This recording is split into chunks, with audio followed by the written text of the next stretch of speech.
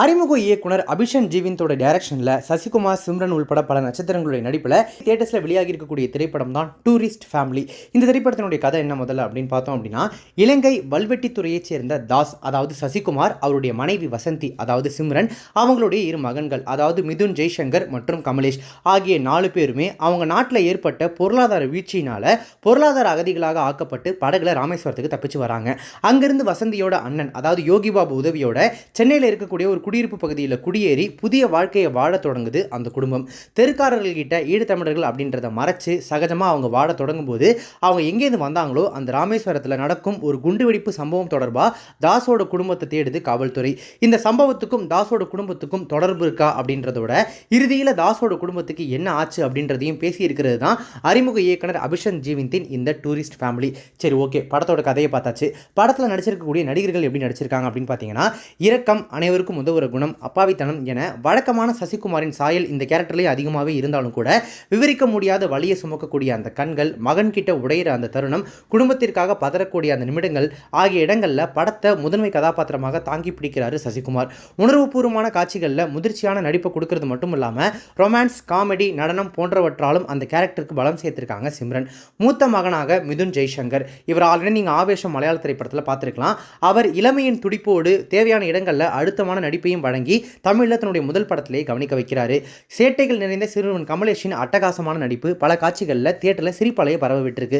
குறிப்பாக ஜோசப் குருவிழா காட்சியிலையும் அந்த சர்ச் சீன்லையும் அவருடைய குறும்புத்தனத்தால் தியேட்டரே பிளாஸ்ட் ஆகுது. கடந்த சில திரைப்படங்களாக யோகி பாபு வந்தாலே நம்ம இரிட்டேட் தான். அவர் என்னங்க காமெடி பண்ணுறாரு, வராரு, ஏதோ கவுண்டர்ன்ற பேரில் போடுறாரு, சிரிப்பே வரலையே அப்படின்னு சொல்லி இப்போ வரக்கூடிய திரைப்படங்கள்லாம் யோகி பாபு சம்பிரதாயத்துக்கு கூப்பிட்டு ஒரு 4 சீன் கொடுத்துட்றாங்க. அதனாலே பெருசாக அது ஒர்க் அவுட் ஆகிறதில்ல. ஆனால் இந்த டூரிஸ்ட் ஃபேமிலி திரைப்படத்தில் தான் வரக்கூடிய எல்லா காட்சியிலையுமே சிரிப்பு விருந்து வைக்கிறாரு யோகி பாபு.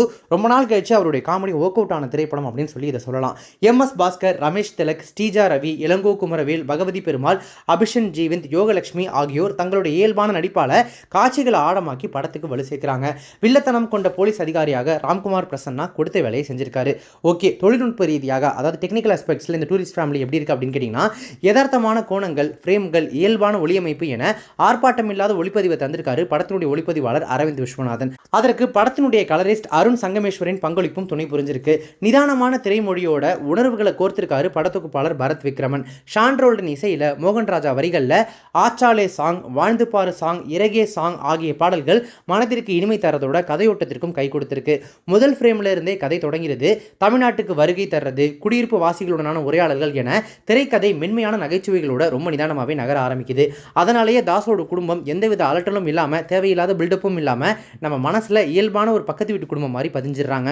எக்கச்சக்க கதாபாத்திரங்கள் படம் முழுக்க நிறைஞ்சிருந்தாலும் கூட அவற்றை தனித்தனி கதைகளாக அழுத்தமாக எழுதியதோடு மட்டுமல்லாமல் அவற்றுக்கு பொருத்தமான நடிகர்களையும் தேர்வு செஞ்சிருக்கிறது திரைக்கதையை ஆழமாக்கி பார்க்குற பார்வையாளர்களுக்கு கதையை ரொம்பவே மனசுக்கு நெருக்கமாக்கி இருக்கு. அதீத நல்ல மனிதராக தாஸ் வர்றதோடு மட்டுமல்லாமல் அடுக்கடுக்கான நெகிழ்ச்சியான காட்சிகளும் வர்றது அப்படின்னாலும் அதை திகட்டிடாத வகையில் சின்ன சின்ன திருப்பங்கள், தருணங்கள், காமெடி பஞ்ச் போன்றவற்றை கடைசியில் சேர்த்து மொத்தமாக பார்க்கும்போது ரசிக்க வச்சிடறாரு படத்தினுடைய இயக்குனர்.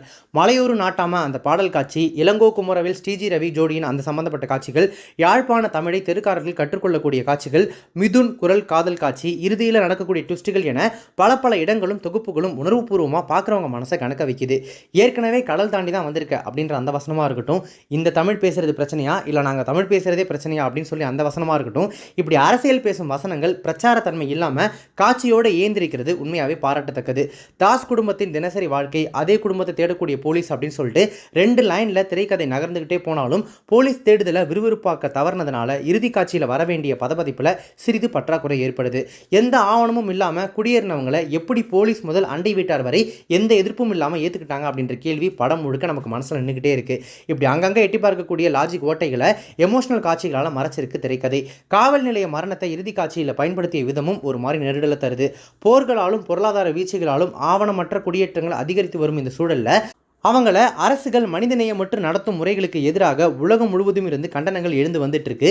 இந்த சூழலில் இந்த கதையை எடுத்துக்கிட்டு அதன் ஆன்மா சிதறாமல் அழகாக பேசினதுக்காகவே இயக்குனருக்கு தனியாக மிகப்பெரிய பாராட்டுகள். மொத்தத்தில் இந்த டூரிஸ்ட் ஃபேமிலி திரைப்படம் எப்படி இருக்குது அப்படின்னு கேட்டிங்கன்னா, படத்தில் வரக்கூடிய அந்த மொழியிலே சொல்லணும் அப்படின்னா, பழைய கால வாழ்க்கையை நினச்சி கொண்டு இனியாவது ஏதாவது நல்லது நடக்காதா என்கிற எதிர்பார்ப்பில் உலகம் முழுக்க ஓடிக்கொண்டிருக்கிற அகதிகளின்ற குரலையும் அவைகளுக்கும் சக மனுஷருக்கும் இந்த மனிதம் கொடுக்கிற நம்பிக்கையும் நல்ல ஆழமாக கதைக்கிற முறையில் இந்த படம் பாராட்டப்பட வேண்டிய ஒன்று தான். எஸ், டூரிஸ்ட் ஃபேமிலி திரைப்படம் நீங்கள் குடும்பத்தோடு போய் பார்க்குறதுக்கு தகுதியான ரொம்ப அழகான ஃபீல் குட் அண்ட் உள்ள ரொம்ப ஆழமான மெசேஜ் இருக்கக்கூடிய ஒரு நல்ல திரைப்படம் தான். நீங்கள் தாராளமாக போயிட்டு தேட்டரில் பார்க்குற அளவுக்கு உங்கள் மணிக்கும் உங்கள் டைமுக்கும் ஒர்த்தபிளான ஒரு திரைப்படம் தான் இந்த டூரிஸ்ட் ஃபேமிலி.